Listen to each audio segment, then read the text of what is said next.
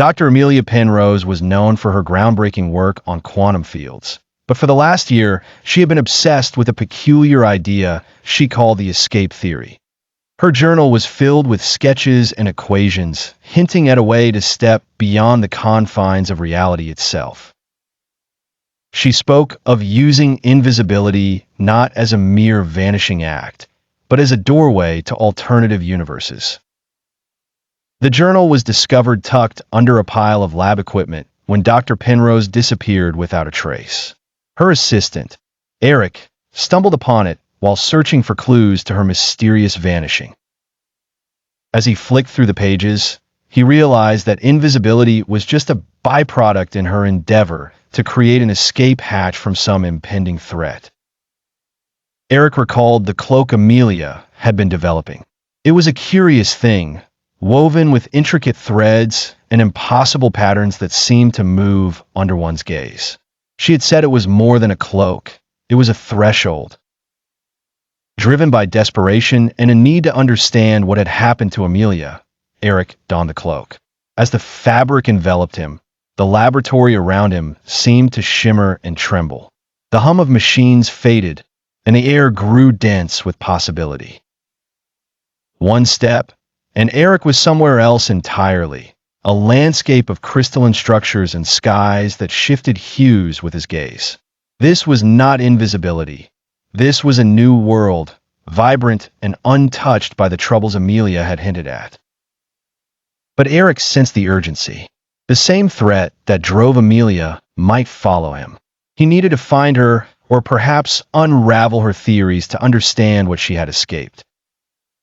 With trepidation, Eric explored, guided by Amelia's words echoed from her journal, searching for answers while traversing this alien terrain.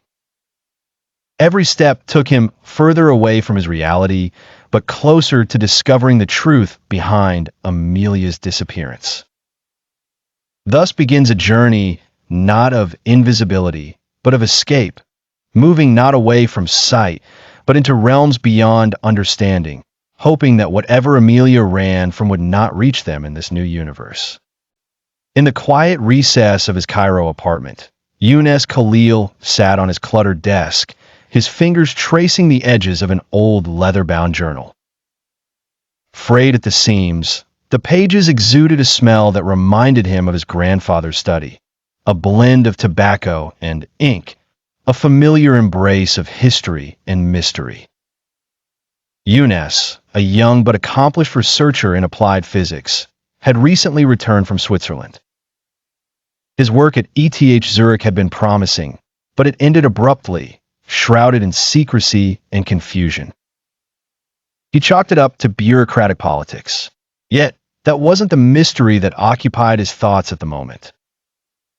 Several weeks passed since his grandfather, Haj Khalil, had died. The old man was a figure cloaked in enigma, a former officer in the Royal Egyptian Army, known for his tales filled with cryptic missions and unspoken pacts with British officers.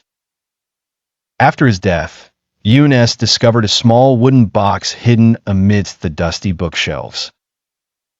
Within it were the journals, old and nearly forgotten. Opening the first book felt like stepping into a parallel universe. Written in his grandfather's neat handwriting, the words about the light that doesn't see you greeted him like an echo across time. What followed was a narrative that blurred the lines between fiction, science fiction, and reality. The pages spoke of a bygone era, the 1940s, a time when the world was at war and alliances were forged in the shadows. Younes learned how his grandfather was taken to concealed laboratories under Mokhata Mountain by the British. Deep underground, away from prying eyes, scientists pursued forbidden fascinations. They studied invisible matter, materials so sophisticated they could redirect light around objects, rendering them undetectable. Younes looked out the airplane window, watching the landscape shift from the sands of his homeland to the lush greens of Europe below. In his lap lay his grandfather Khalil's journals, their edges worn from years of handling. Each page was infused with the scent of mystery and the promise of discovery. He was headed to Geneva to reconnect with Riham el-Sufi. Years had passed since their last conversation. Younes remembered her as a brilliant mind, one that glimmered with curiosity like the stars they both tried to reach with their research. Riham was now a renowned nanophysics researcher with a sophisticated lab not far from CERN. Upon arriving, Younes nervously handed the journals to Riham. As she skimmed through Khalil's diagrams, her eyes widened. "Younes, this is incredible," she murmured, her voice tremoring with excitement. Together, they plunged into decoding Khalil's work. His scrawled equations and sketches suggested something beyond imagination, a material with a negative refractive index.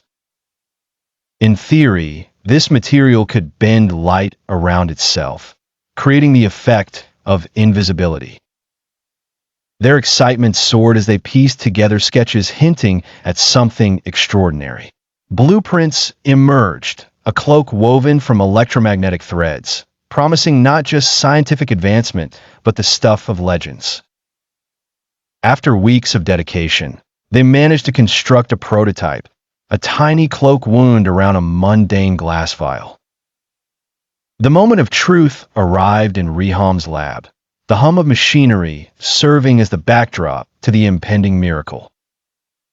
When they activated the cloak, they were stunned into silence.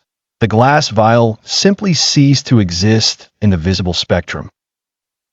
No shimmer, no flash, as if it had taken a modest bow and exited reality without fanfare. Even thermal cameras failed to detect its presence or any remnants of heat. Hours passed, and the object showed no signs of returning, leaving Younes and Riham to question the boundaries between reality and imagination irrevocably altered. Riham was an ambitious physicist whose hands found the depths of science often unreachable. It was a crisp October morning when an unexpected letter arrived at her cluttered doorstep in the bustling heart of Cairo. It was an invitation to a clandestine science summit in Vienna, promising breakthroughs that would shake the very foundations of knowledge itself. No public mention, no media buzz, just a whisper in the wind. Her instinct urged caution, but the allure was unmistakable.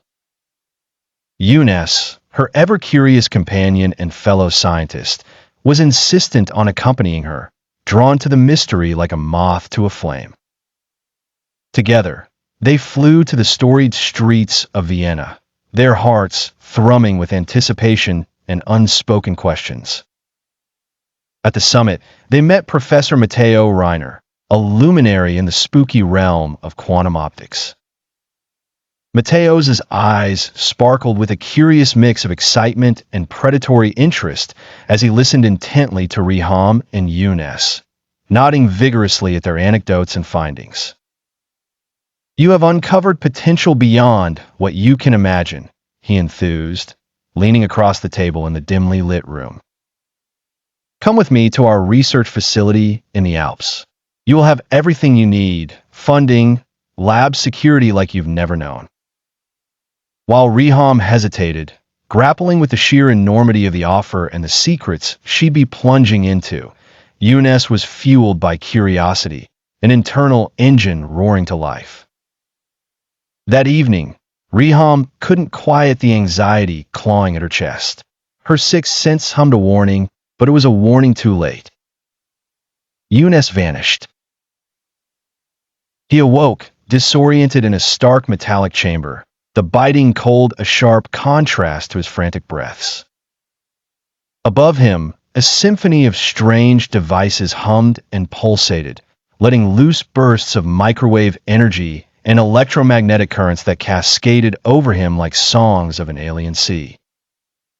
He was erased, a spectral rift in the fabric of perception, a gaping void where once a man stood.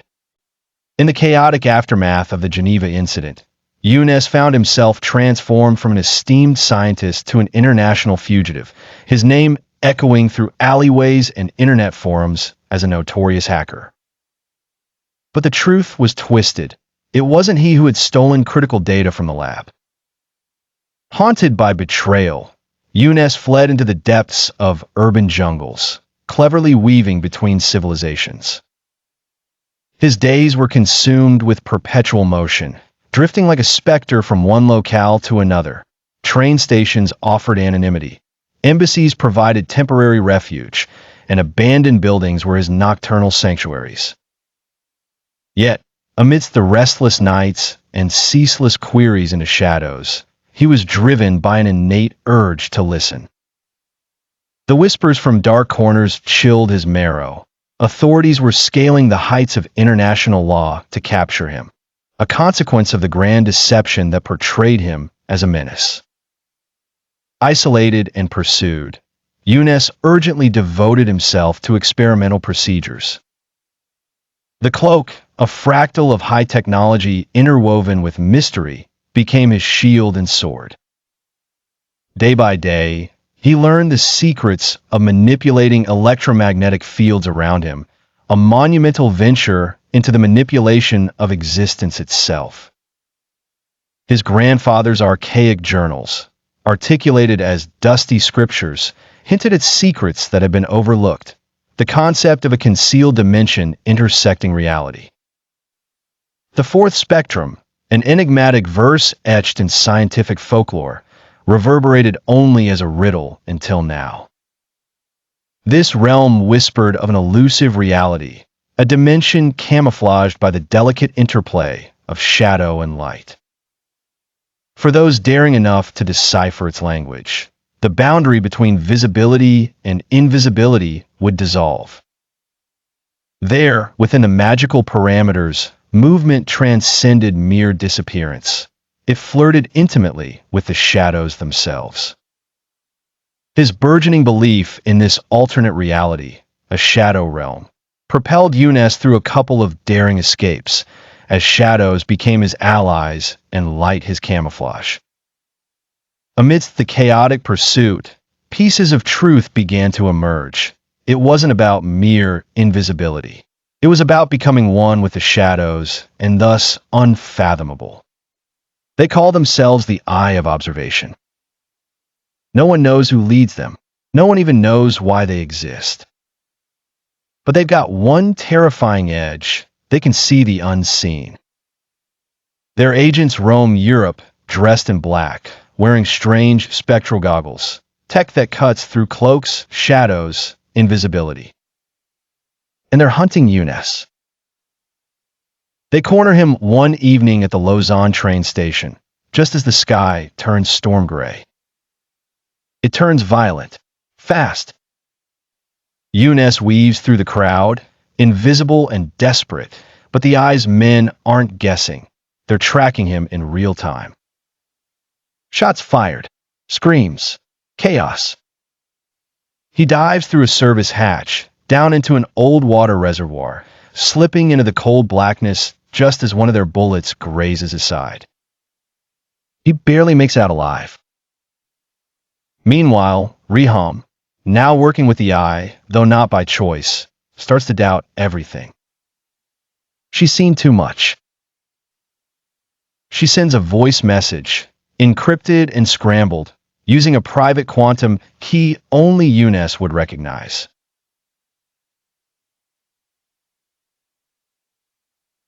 But she knows they're watching her too. The villa is silent, dusty, forgotten. Younes steps inside, blood still wet on his shirt, cloak flickering in and out like a broken signal. There's no sign of Riham. Just a small projector left on a table, already powered, waiting. He presses play. A grainy video lights up the wall. His grandfather, Haj Khalil, older, weary, filmed sometime in 1967. If you're watching this, then you've gone too far. His voice is shaky but serious. The cloak was never meant for battle, never meant to make men disappear into shadows for war or power. He leans closer to the camera. It was made for something else.